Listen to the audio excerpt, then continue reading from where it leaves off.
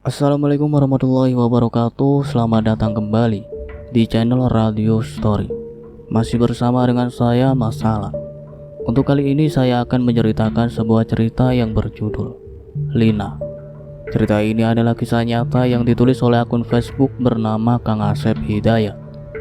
Tentunya nama dan tempat disamarkan agar menjaga privasi dalam toko tersebut. Bagi teman-teman yang ingin membaca langsung ceritanya, nanti silahkan saja kunjungi linknya yang akan saya sertakan di kolom deskripsi. Sebelum kita masuk ke ceritanya, jangan lupa untuk like, comment, subscribe channel ini dan nyalakan juga lonceng notifikasinya agar tidak ketinggalan cerita-cerita dari channel ini. Dan seperti apa ceritanya? Mari kita dengarkan.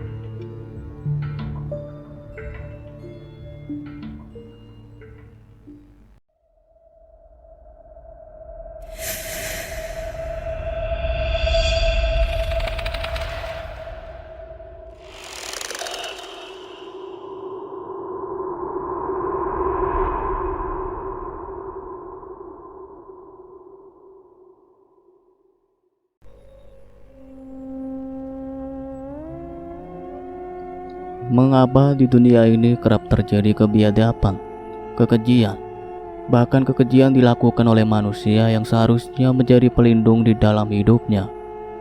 Entahlah, mungkin karena dunia ini sudah tua, hingga norma dan moral berangsur sirna dari muka bumi ini, menciptakan duka dan derita bahkan kematian. Sang mentari terlihat mulai memasuki peraduannya. Burung-burung camar berterbangan kembali ke sarangnya, menandakan hari telah senja. Juki menyandarkan perahu kecilnya di pelantaran pantai. Lalu ia mulai mengemasi dan mengangkat ikan-ikan hasil tangkapannya yang seharian ia dapatkan dengan cara mengail di lautan lepas. Di atas pelataran kecil yang berada di belakang rumahnya, perempuan parubaya dengan berdiri menunggu Juki dengan wajah ceria. Dialah Salimah, istri Juki. "Wah, banyak betul dapat ikannya Pak hari ini Pak," ucapnya dan sambut Salimah kepada suaminya. "Iya Mak, Alhamdulillah, cepat angsur angkat Mak," jawab Juki senang dan menyuruh kepada istrinya agar angsur mengangkat masuk ke rumah ikan-ikan hasil tangkapannya. Lina, bawa ember kemari untuk tempat ikan," teriak Salimah ke Lina. "Iya Mak, bentar," saut Lina, putri bungsunya Salimah dan Juki dari rumah. Setelah semua ikan dibawa masuk ke dalam rumah, Salimah langsung memasukkan ke dalam box es agar ikan-ikan itu tetap baik tidak busuk, karena besok pagi baru ia bawa ke pasar untuk dijual. Ketibanya di dalam rumah, Juki langsung berbersih diri sementara Salimah dan Lina menyiapkan hidangan makan malam. "Pak, kalau besok lusa Mama pergi ke TPI boleh nggak?" Salimah bertanya kepada Juki yang saat itu tengah duduk di teras rumah sembari minum kopi panas seusai makan malam. Mendengar pertanyaan Salimah, sejenak Juki terdiam dan menatap wajah Salimah, lalu Juki balik bertanya, "Loh, mau ngapain ke TPI mendadak begitu?" Demikian tanyanya Juki sedikit heran. "Iya Pak, tadi Firman telepon Mama, istrinya sudah hamil besar dan kata dokter sepertinya tinggal nunggu hari, jadi nggak ada yang ngurusin istrinya. Bapak kan tahu, istri Firman kan nggak punya keluarga lagi." Demikian Salimah menjelaskan tujuannya hendak berangkat ke TPI, bahwa istri Firman akan melahirkan. Firman adalah anak pertama Juki dan Salimah. Mendengar tujuan Salimah ke TPI untuk mengurus menantunya yang akan melahirkan, Juki hanya diam. Lalu ia berkata, "Ya udah, berangkatlah kalau begitu. Tapi kalau nanti istri Firman sudah kuat, cepat pulang ya." Demikian ucap Juki memberi izin. "Iya Pak, Mama akan cepat pulang kalau istri Firman sudah lepas nifas. Tapi Bapak harus ingatkan Lina supaya jangan banyak main. Dia harus belajar karena Lina sudah kelas 3 SMP. Tak lama lagi dia ujian akhir," sambung Salimah menitipkan Lina anak bungsu mereka. Iya, Juki dan Salimah memang hanya memiliki 2 anak saja, yaitu Firman dan Lina. Singkat cerita, Salimah berangkat ke TPI. TPI yaitu sebuah daerah kepulauan yang lumayan jauh dan ditempuh dengan menggunakan kapal. Setelah Salimah berangkat, tinggallah Juki bersama anak bungsunya saja di rumah. Selama mamanya di pulau TPI, Lina lebih sering seorang diri di rumah karena bapaknya bekerja mencari ikan di laut. Bahkan kadang hingga 2 hari 2 malam baru pulang. Namun demikian, Lina bukanlah anak remaja yang liar. Walau di usianya yang baru tumbuh remaja serta memiliki para cantik pula, Lina selalu ingat dengan pesan kedua orang tuanya, harus bisa menjaga diri. Maka dari itu, Lina tidak pernah keluar jika tidak ada kepentingan. 2 minggu berlalu, Salimah berada di TPI dan belum tahu kapan akan pulang karena istri Firman baru saja melahirkan. Namun tak kenapa 3 hari terakhir ia merasa gelisah. Salimah merisaukan anak perempuannya yang ia tinggal bersama suaminya di kampung. Ditambah 3 hari ini ponsel Lina tidak pernah aktif. Malam itu sekitar jam 12 malam, Salimah belum juga dapat istirahat dan tidur. Padahal ia sudah berkali-kali menguap. Rasa kantuk memang sudah terasa begitu kuat merasukinya. Namun selain memang kedua matanya tidak dapat ia pejamkan, juga cucu pertamanya yang baru berusia 3 minggu tidak juga tertidur dengan lelap. Setiap sebentar terjaga dan menangis, sehingga tangisan cucunya itu memecahkan sunyinya malam. Lalu Salimah melantunkan sholawat untuk cucunya agar diam dan tidur. Sesekali ia bersolawat. Alhamdulillah, walau hanya sebentar cucu pertamanya itu dapat diam dan tidur. Lumayan Salimah dapat istirahat meluruskan pinggang. Salimah membaringkan badannya di samping sang cucu. Tanpa terasa ia dapat memejamkan kedua matanya. "Mak, Lina dingin, Mak." Sontak Salimah terkejut mendengar suara seseorang memanggilnya. Suara itu suara anaknya, Lina. Salimah membuka kedua mata dan tap di ujung kakinya. Ia melihat Lina tengah berdiri dengan wajah tertunduk. "Lina, kapan kamu kesini, Nak?" tanya Salimah terkejut kepada anaknya yang tiba-tiba saja sudah berada di sana. Lina tidak menjawab. Justru Lina melangkah menuju pintu depan hendak keluar rumah. Melihat Lina hendak pergi, Salimah langsung bangun dari baringnya dan mengikuti Lina sembari memanggilnya. Lina, kamu mau kemana lagi? Hari sudah malam, Nak," seru Salimah. Namun Lina seakan tak mendengar panggilan dari ibunya. Ia terus melangkah keluar rumah. Salimah terus mengikuti Lina hingga ke bagian depan rumah, di mana terdapat sebatang pohon mangga yang lumayan rimbun. Lina berdiri mematung di bawah pohon mangga itu dan menangis. Melihat hal itu, sejenak Salimah menghentikan langkahnya, kira-kira 5 meter dari Lina. "Lina, kamu kenapa, Nak?" demikian tanya Salimah. Lina tidak menjawab. Ia hanya menangis terseduh sembari menutup wajah dengan kedua telapak tangannya. "Kamu kenapa? Dan ngapain di sana, Nak?" kembali Salimah bertanya dengan lembut, dan terus melangkah mendekati Lina hingga berada tepat di hadapan Lina yang saat itu tengah menangis dengan menutup wajahnya. Perlahan Lina menurunkan kedua telapak tangannya dari wajahnya. "Astagfirullah, Lina." Betapa terkejutnya Salimah ketika melihat wajah anaknya itu. Wajah Lina penuh dengan darah yang mulai mengering. Terlihat luka menganga mulai dari kening sebelah kanan hingga ke pipinya, seperti bekas bacokan benda tajam. Tubuh Salimah bagai tersengat aliran listrik berkekuatan tinggi, mematung menatap tidak berkedip pada wajah Lina. Mulutnya terasa keluh hingga tak dapat berucap sepatah kata pun. Tiba-tiba saja dari tubuh Lina mengepulkan asap tebal dan perlahan menghilang tertiup angin malam. Seiring hilangnya Lina dari hadapan Salimah, barulah Salimah tersadar dan berteriak. Lina!" teriak Salimah histeris. Di saat itulah ia mendengar suara seseorang memanggil, bahkan menepuknya. Mak, bangun, Mak, istighfar, Mak." Demikian ucap seseorang itu. Salimah beristighfar. Astagfirullah. Berulang Salimah beristighfar. Tubuhnya berkeringat. Iya, Salimah bermimpi dan saat itu masih terbaring di samping cucunya. Salimah dibangunkan oleh Firman yang terjaga dari tidur karena mendengar suara teriakan ibunya. Mak kenapa? Mimpi buruk ya mak? Tanya Firman sambil menyerahkan segelas air putih kepada ibunya. Iya Fir, mimpi adikmu datang ke sini. Mimpi itu seakan nyata Fir, jawab Salimah ke Firman, menceritakan mimpi yang baru saja ia alami. Mendengar cerita ibunya, Firman terdiam lalu berkata, mudah-mudahan cuma mimpi buruk saja mak, mungkin karena mama kelelahan, ujar Firman berusaha menenangkan ibunya. Mudah-mudahan saja Fir, tapi Lina sudah 3 hari ini tidak bisa dihubungi. HP-nya nggak aktif Fir. Telepon ayahmu katanya masih di laut belum pulang,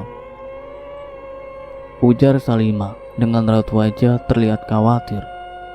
Keesokan paginya, Salimah terlihat murung. Ia semakin gelisah karena selepas melaksanakan sholat fardu subuh menelepon tetangga sebelah kanan rumahnya, yaitu Cik Weda.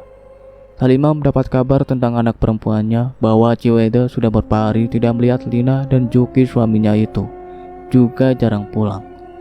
Demikian keterangan Cik Weda.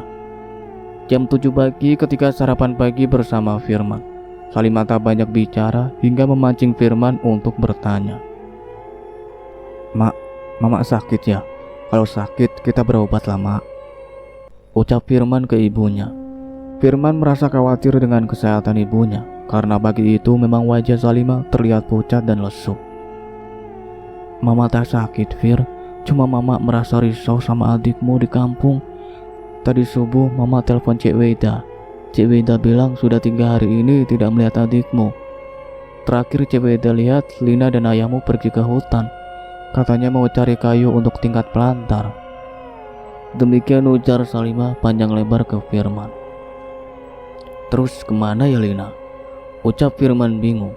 Lalu Firman berkata lagi, kalau enggak begini aja mak, besok pagi mama pulang saja ke kampung. Masalah di sini pantailah kami mak. Lagian istriku juga sudah bisa beraktivitas, sambung Firman memberi solusi. Keesokan harinya Salimah berangkat pulang kampung, dan 2 hari ke depan baru tiba di kampungnya karena jaraknya memang jauh dengan ditempuh menggunakan kapal selama 2 hari 1 malam. Selama di kapal entah karena terlalu memikirkan Lina atau bagaimana, Salimah beberapa kali seperti melihat Lina. Di kapal Salimah mendapat tempat di dak 4. Selepas waktu maghrib ia mencoba untuk istirahat, selain memang merasa lelah dan juga agar tidak terasa jenuh selama perjalanan. Salimah menutupi tubuhnya dengan selimut hendak tidur. Namun tiba-tiba saja samar ia mendengar suara seseorang memanggilnya.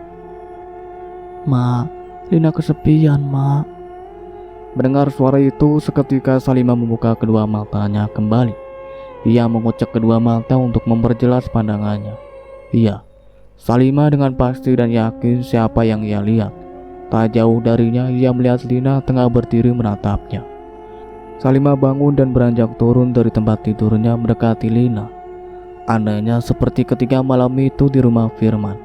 Di saat Salimah menghampiri Lina, di saat itu pula Lina bergerak menjauh. Namun kali ini Salimah tidak sedang bermimpi. Salimah terus berteriak memanggil Lina. Makin cepat Salimah berjalan, semakin cepat pula Lina menjauh. Tanpa sadar Lina keluar dari dak 4. Hingga saat itu ia berada di sisi bagian kiri kapal. Hembusan angin laut membuat Salimah sedikit kedinginan. Namun rasa dingin itu tidak ia rasakan. Salimah terus mengejar Lina sembari berteriak. Lina bergerak ke hulu kapal. Hingga di posisi yang memang tidak ada jalan lagi, Lina berhenti dan bergerak dengan posisi membelakangi ibunya, kira-kira 10 meter. Selamat tinggal mak, Lina pergi, Lina berkata tanpa menoleh ke belakang. Lalu tiba-tiba saja dengan cepat Lina menaiki pagar pembatas yang terbuat dari besi stainless. Lalu ia melompat ke laut. Melihat hal itu tentu saja membuat Salimah terkejut dan berteriak histeris. Lina, kenapa kau lakukan itu nak? Teriak Salimah. Entah apa yang ada di dalam pikirannya. Salimah berusaha memanjat pagar kapal dan siap untuk terjun menyusul Lina. Tiba-tiba saja, Ibu! Tubuh Salimah terjatuh dan terembas di lantai dak kapal itu. Iya, saat itu petugas keamanan kapal berhasil menarik tubuh Salimah yang akan terjun ke dalam laut. Beruntung Salimah dapat diselamatkan oleh petugas keamanan kapal tersebut yang merasa curiga dan aneh melihat Salimah keluar dari dak 4. Petugas kapal itu melihat Salimah berjalan terburu-buru sembari berteriak memanggil seseorang di depannya. Sementara petugas kapal yakin jika di depan tidak ada siapapun. Lalu petugas kapal mengikuti Salimah hingga akhirnya petugas kapal menyelamatkan Salimah. Salimah meronta dan berteriak memanggil nama anaknya yang ia lihat dan ia yakini terjun ke laut. "Lina, Lina, kenapa kamu tega tinggalin mama? Pak, tolongin anak saya, Pak." Demikian teriak Salimah menjerit histeris dan menangis. Tentu saja jerit dan tangisan Salimah mengundang para penumpang lain berdatangan untuk mencari tahu dan bertanya-tanya, ada apa ribut-ribut. Namun para petugas segera mengamankan Lina juga penumpang lain. Akhirnya situasi kembali kondusif. Perjalanan selanjutnya Salimah terus menangis serta dalam pengawasan petugas karena dikhawatirkan akan terjadi hal tidak diinginkan lagi. Singkat cerita, akhirnya tibalah di pelabuhan. Salimah terlihat sudah tenang, namun wajahnya terlihat begitu lelah dan murung. Maklum saja, selama di perjalanan ia tidak istirahat serta terus menangis. Dari pelabuhan Salimah menuju ke rumahnya dengan menggunakan angkutan umum. Setibanya di depan rumah, ia berdiri menghadap rumahnya. Dadanya berdebar karena rumahnya tidak terlihat tanda-tanda ada penghuninya. Dengan segera ia mendekati pintu rumah dan mengetuk pintu. "Assalamualaikum, Lina, Pak. Demikian Salimah mengetuk dan memanggil Lina dan suaminya. Namun hening, tidak ada jawaban serta pintu rumahnya terkunci. Lalu Salimah keluar dari pagar rumah. Ia hendak ke rumah tetangganya yaitu Cik Weda. "Assalamualaikum, Cik Weda." Salimah mengucapkan salam dan mengetuk rumah Cik Weda. "Waalaikumsalam, siapa?" jawab seseorang dari dalam. "Saya Cik Salimah," jawab Salimah pula. Tak lama berselang, terbuka daun pintu dan ternyata Cik Weda yang membukanya. Kamu rupanya, kapan sampai?" jawab Cik Weda senang melihat Salimah yang datang. Cik Weda menyalami bahkan memeluk Salimah. Lalu Cik Weda mempersilahkan Salimah masuk ke dalam rumahnya. "Jam mana anaknya Firman, Sal?" tanya Cik Weda mengawali obrolan. "Sehatlah Cik, cuma saya risaukan Lina, tak ada kabar, HP-nya pun tak aktif," ucap Salimah dengan raut wajah risau.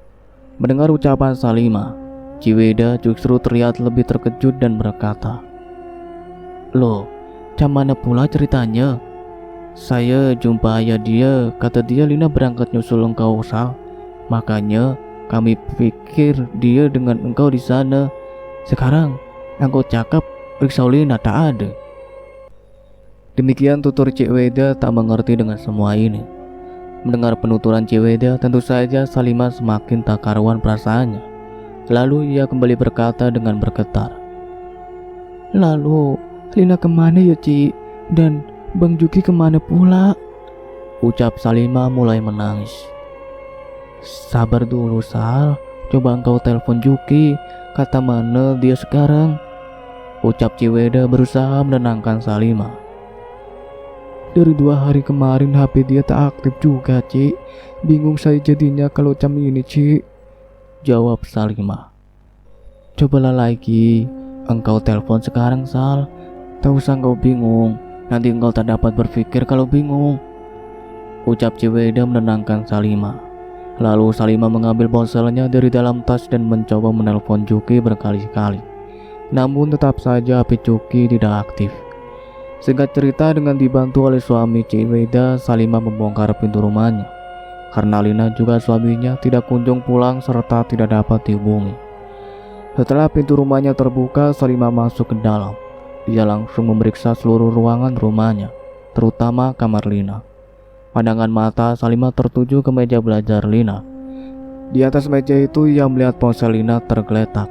Salimah meraih ponsel itu dan mengeceknya. Namun ponsel dalam keadaan mati. Mungkin baterainya habis. HP-nya ada, tapi Lina kok nggak ada ya? Biasanya Lina tak pernah jauh dari HP, pikir Salimah dengan heran. Tak terasa hari memasuki maghrib. Setelah bebersih rumah, Salimah mandi dan melaksanakan sholat fardu maghrib di kamarnya. Seperti biasa, selepas sholat maghrib, Salimah membaca Al-Quran walau hanya selembar. Di saat tengah mengaji itulah, tiba-tiba saja ia mendengar suara seseorang tengah menangis terseduh dari balik kamarnya. Tiada lain itu dari kamarnya Lina. Salimah menghentikan membaca Al-Qurannya. Dengan dada berdebar, ia menutup Al-Quran.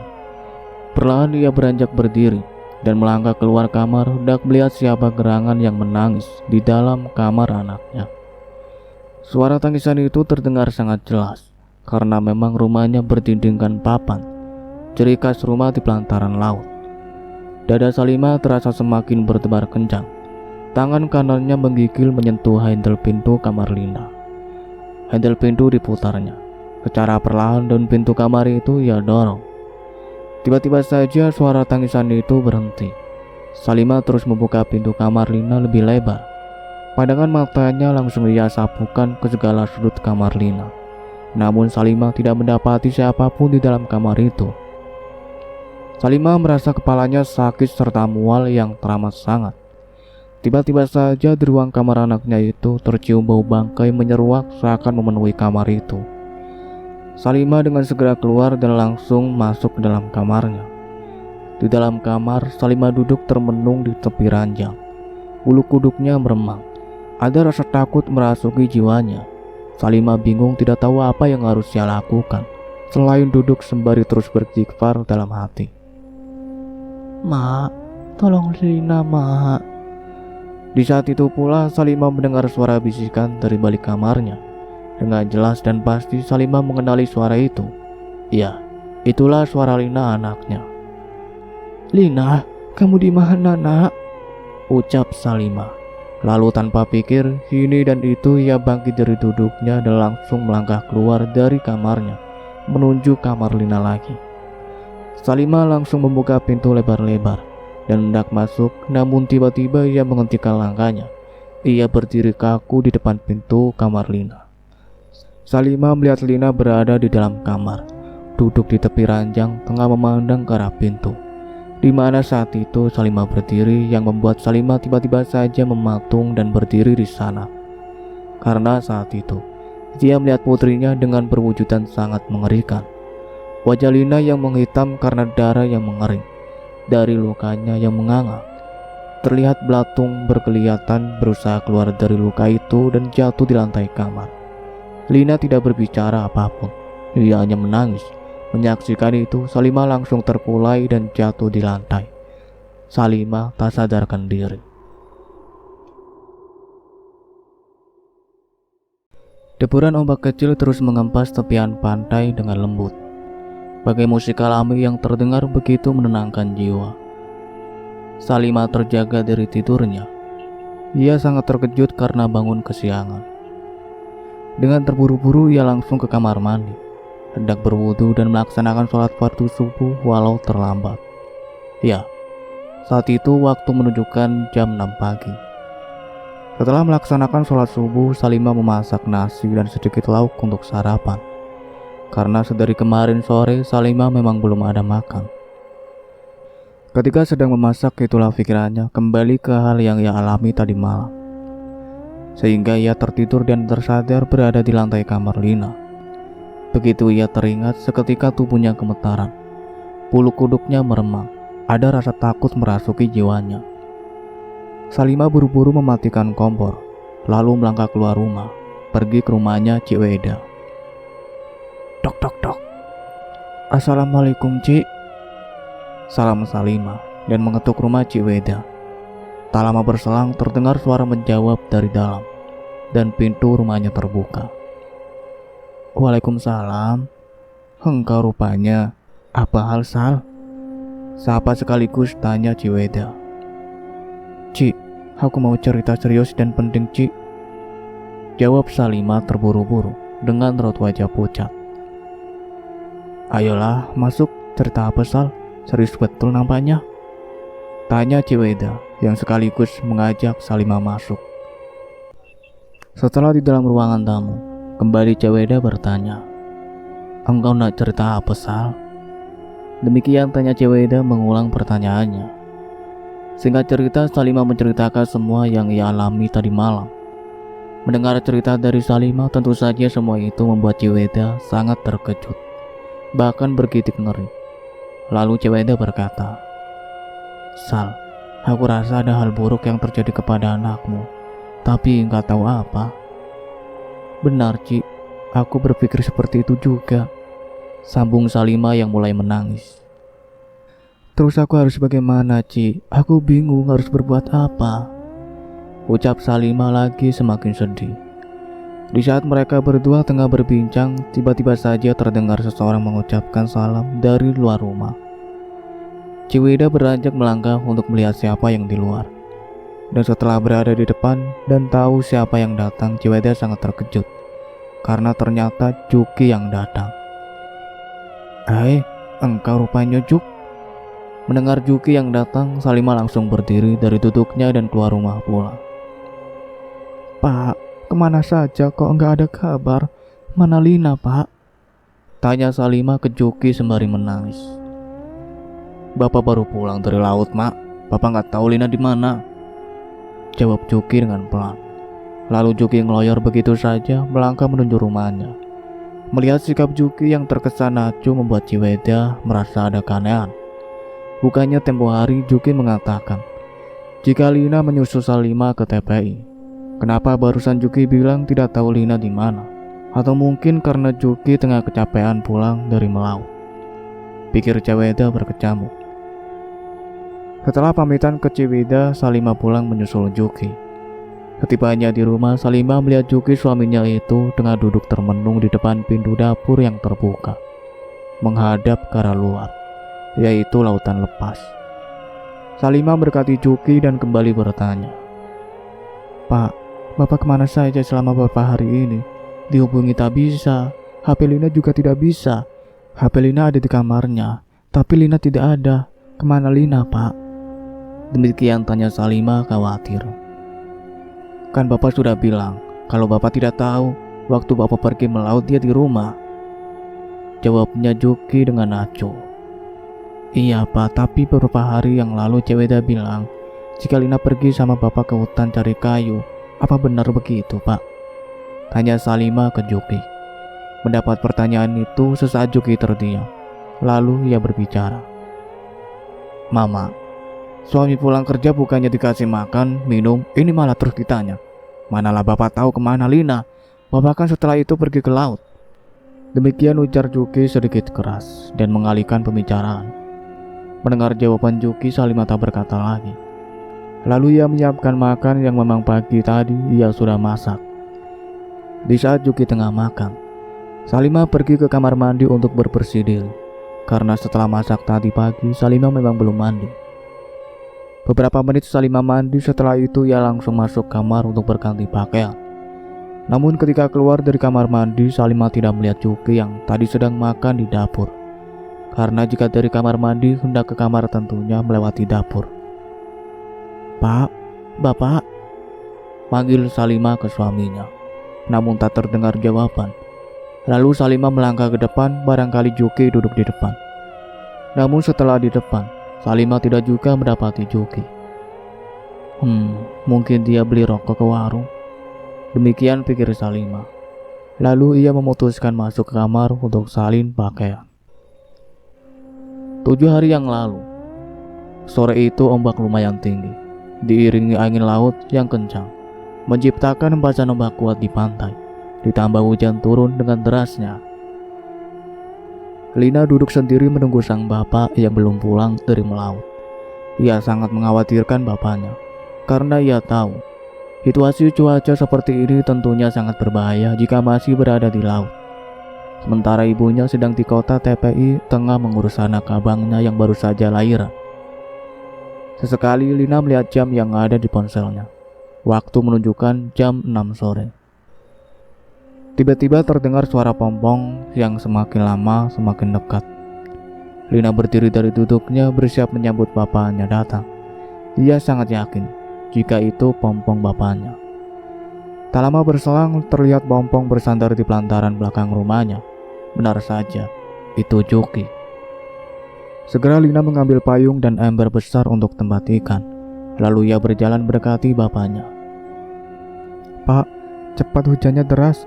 Ini tempat ikannya," ucap Lina ke Juki sembari menyerahkan ember.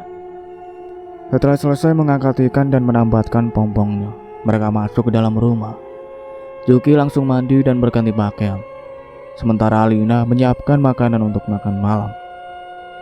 Setelah waktu sholat maghrib, Lina dan bapaknya makan bersama di dapur.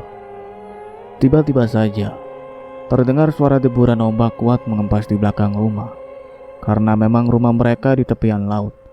Mendengar suara ombak itu, seketika mereka berdua terkejut karena terdengar ada sesuatu yang roboh. Setelah selesai makan, buru-buru Juki mengambil senter besar dari dalam kamarnya. Lalu ia keluar dari pintu dapur. Juki mengecek apa gerangan yang roboh karena terjangan ombak tadi.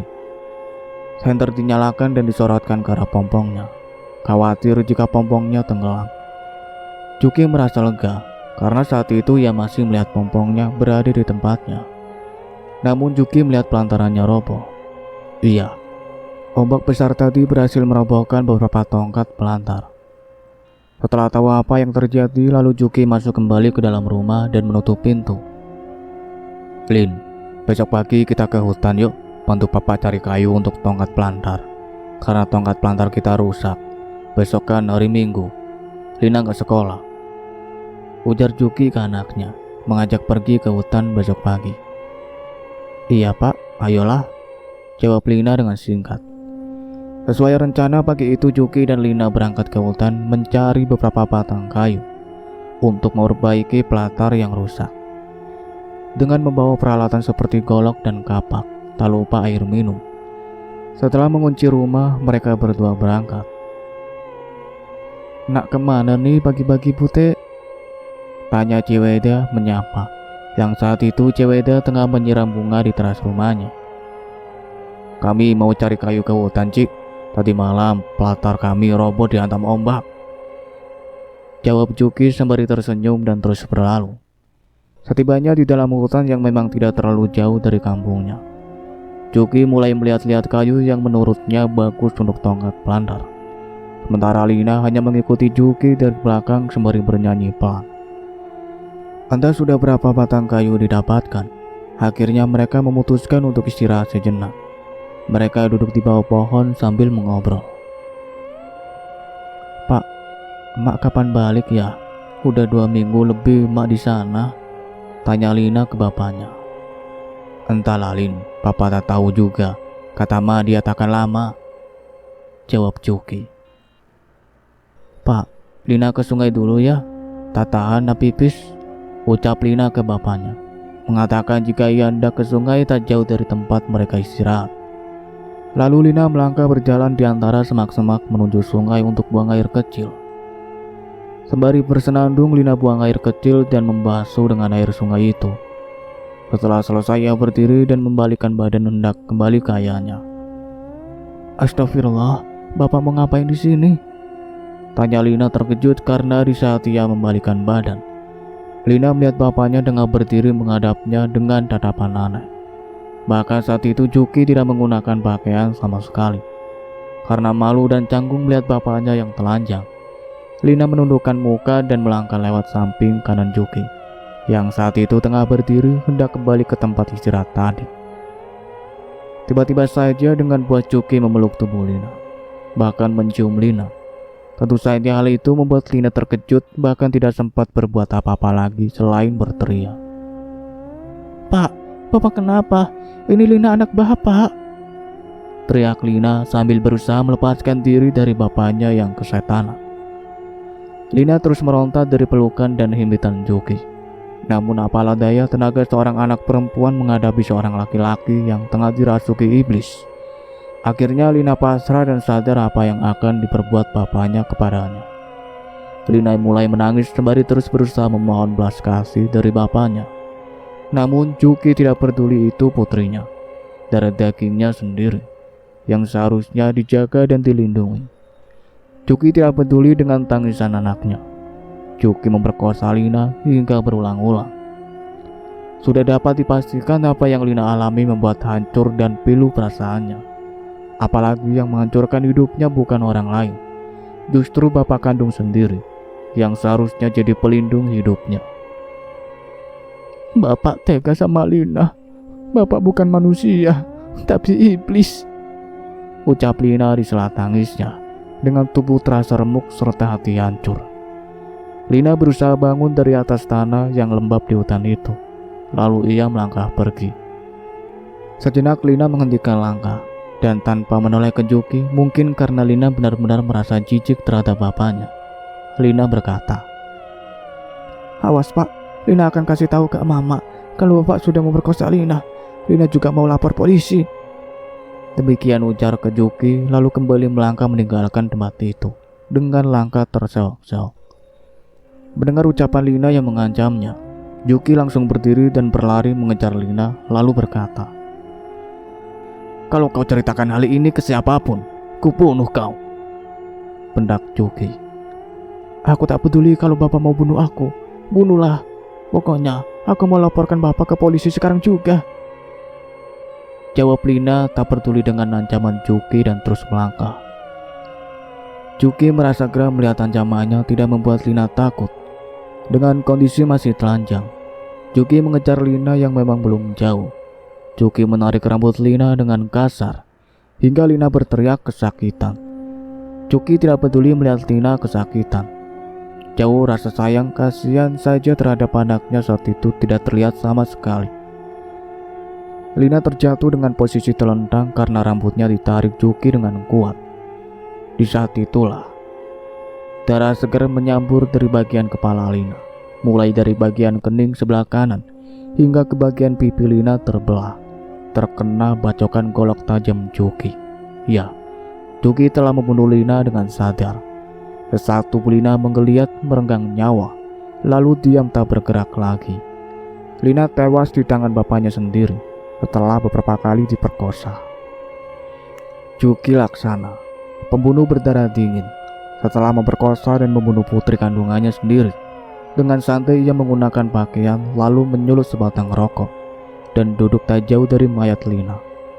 Setelah menghabiskan sebatang rokok, Juki menimbun tubuh Lina dengan ranting-ranting kayu serta dedaunan bekas pohon yang ia tebang sebelumnya.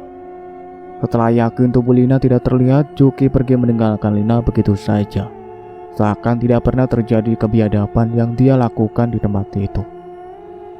Setibanya di rumah, Juki langsung mandi dan makan malam. Setelah makan, ia duduk sendiri di pelantar yang rusak. Entah apa yang ia pikirkan. Berapa lama ia duduk, lalu ia masuk ke dalam rumah dan memutuskan untuk tidur di dalam kamarnya. Juki membaringkan tubuhnya di atas kasur kapuk, lalu ia tertidur. Entah sudah berapa lama Juki tidur, hingga tiba-tiba saja ia terjaga dari tidurnya, karena Juki mendengar suara sesuatu di dekatnya. Iya, Juki mendengar suara tangisan seseorang perempuan dengan posisi masih tetap terbaring di atas kasur, serta kedua mata masih terpejam. Juki mempertajam pendengarannya, memastikan dari arah mana suara tangisan itu, yang terdengar semakin lama semakin menjauh. Juki menghela nafas. Perlahan ia membuka kedua matanya. Tiba-tiba Juki berteriak karena di saat kedua matanya terbuka, di saat itu pula ia melihat serabut wajah dengan luka menganga di bagian keningnya dan mengucurkan darah, tepat di atas wajah Juki yang masih terbaring. "Bapak biadab, aku tidak terima diperlakukan seperti ini," terdengar oleh Juki. Ada seseorang berbicara, walau mulut sosok mengerikan itu tidak terlihat bergerak. "Ampun Lina, Bapak kilaf dan Bapak menyesal," ucap Juki ketakutan. Setelah mengenali wajah sosok itu yang ternyata itu Lina, anak kandungnya yang telah ia perkosa dan ia bunuh siang tadi di dalam hutan. Hanya kata itu yang keluar dari mulutnya. Matanya terbelalak, mulutnya terbuka lebar serta badan kaku. Seraut wajah Lina yang mengerikan itu masih berada tepat di atas muka Juki. Darah segar terus menetes dan masuk ke dalam mulut Juki yang ternganga. Lalu Juki tak sadarkan diri. Keesokan paginya Juki terjaga. Tanpa bebersih diri, Juki langsung berkemas pakaian ke dalam sebuah tas. Juki berniat pergi ke tempat temannya yang berada di sebelah pulau, lumayan jauh dari kampung itu. Setelah ia siap, ia berangkat. Di tempat pelariannya, Juki tidak dapat hidup dengan tenang, karena setiap saat ia terus dihantui Lina. Juki benar-benar merasa gila. Sikap Juki yang aneh tentu saja membuat teman dan keluarganya merasa tidak nyaman, karena Juki sering tiba-tiba saja menjerit dan berteriak ketakutan. Akhirnya, sang teman menyuruh agar Juki pulang saja, karena Juki tidak mau berbicara ketika temannya bertanya ada apa sebenarnya. Singkat cerita, Juki pulang ke rumahnya dan ternyata Salima sudah berada di rumah. Saat itu perasaan Juki semakin tak karuan, apalagi Salima terus bertanya kemana Lina. Juki tak kuat lagi dengan pertanyaan-pertanyaan Salima. Akhirnya di saat Salima sedang mandi, Juki diam-diam pergi meninggalkan rumah. Setelah mengenakan pakaian, Salima keluar dari rumah. Seperti biasa, jika sedang tidak ada kegiatan, Salima bertandang ke rumahnya Ciweda. Iya, biasa, ibu-ibu menghabiskan waktu dengan mengobrol. Apalagi mereka sudah beberapa minggu tidak bertemu. Di saat Salima dengan Ciweda dengan mengobrol, mereka dikejutkan dengan suara sirine seperti kendaraan polisi. Ciweda dan Salima merasa sangat terkejut karena mereka mendengar suara sirine itu berhenti tepat di depan rumah mereka yang berdampingan. Dengan dada berdebar, mereka berdua berlari keluar rumah. Benar saja, di depan rumah mereka terparkir satu unit mobil polisi dengan beberapa anggota kepolisian lengkap dengan senjata. Yang membuat Salima lebih terkejut yaitu di antara para anggota polisi terlihat ada Juki dengan kedua tangannya dibrokol. Salima panik dan berlari menghampiri Juki. "Pak, Bapak kenapa? Apa yang terjadi?" tanya Salima beruntun dan menangis. Melihat hal itu, salah seorang anggota polisi yang mungkin sebagai seniornya mendekati Salima dan menarik tangan Salima dengan pelan sambil berkata, "Ayo kesini sebentar, Bu. Kita bicara di dalam rumah saja," ucap polisi itu dan membawa Salima masuk ke dalam rumahnya. Setelah di dalam rumah, barulah polisi itu menjelaskan apa yang terjadi. Mendengar keterangan dari polisi, seketika Salima meraung histeris, lalu tak sadarkan diri. Mungkin karena tekanan batin yang teramat sangat di jiwanya. Ciweda, tetangga yang paling dekat, berusaha menjaga Salima. Tak henti Ciweda mengusap air mata, ia turut prihatin dan sedih mendengar semua yang terjadi kepada Salima. Tim kepolisian lalu pergi menuju TKP bersama tim medis dan ambulan, mungkin untuk mengambil jenazah Lina yang malang. Setibanya di TKP, beruntung jenazah Lina masih ada, tidak dimangsa binatang hutan, walau jenazah mulai membusuk. Singkat cerita, proses olah TKP selesai dilakukan serta jenazah telah dilakukan otopsi di rumah sakit. Jenazah dikembalikan kepada pihak keluarganya untuk dikebumikan. Kejadian itu sudah pasti membuat warga kampung gembar. Hal yang langka bahkan belum pernah terjadi sebelumnya di kampung tersebut. Sempat membuat beberapa warga emosi dan ingin menghakimi pelaku. Namun dengan sigap dan bijak pihak kepolisian menenangkan warga dan meminta kepercayaan warga agar kasus tersebut diselesaikan dengan hukum yang berlaku di negara ini. Setelah jenazah dikebumikan di rumah Salima bersama warga melaksanakan tahlilan. Seperti biasa warga lakukan setiap ada warga yang meninggal. Sementara Juki harus bertanggung jawabkan segala perbuatan yang ia lakukan. Juki memang menyerahkan diri kepada kepolisian dan mengakui segala perbuatannya. Mungkin Juki sudah tidak tahan lagi dengan teror jin korinnya Lina. Wallahualam.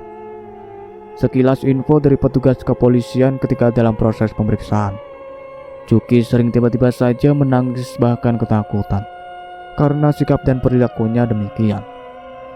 Proses pemeriksaannya berkali-kali terkendala. Pihak kepolisian bekerja sama dengan pihak medis untuk mengecek kondisinya, baik kesehatan fisik maupun psikisnya. Hasilnya dinyatakan baik-baik saja, hanya kelelahan karena kurang tidur. Dengan demikian proses kasusnya tetap berlanjut. Setelah beberapa waktu, akhirnya pemeriksaan dan pemberkasan pihak polisi atas kasus Juki berhasil dituntaskan pihak kepolisian. Kemudian diajukan untuk persidangan di pengadilan. Juki dituntun dan divonis hukuman seumur hidup. Sementara Salimah dijemput oleh Firman untuk tinggal bersama anak dan istrinya, karena Firman sangat mengkhawatirkan jika ibunya hidup sendiri di kampung. Itulah akhir dari cerita yang berjudul Lina, yang ditulis oleh akun Facebook bernama Kang Asep Hidayat. Terima kasih banyak untuk kalian semua yang sudah setia mengikuti cerita ini sampai selesai. Nantikan cerita-cerita terbaru lainnya dari kami. Sebelum Masalan pamit, jangan lupa untuk like, comment, subscribe channel ini, dan satu lagi bunyikan loncengnya. See you in the next video. Wassalamualaikum warahmatullahi wabarakatuh.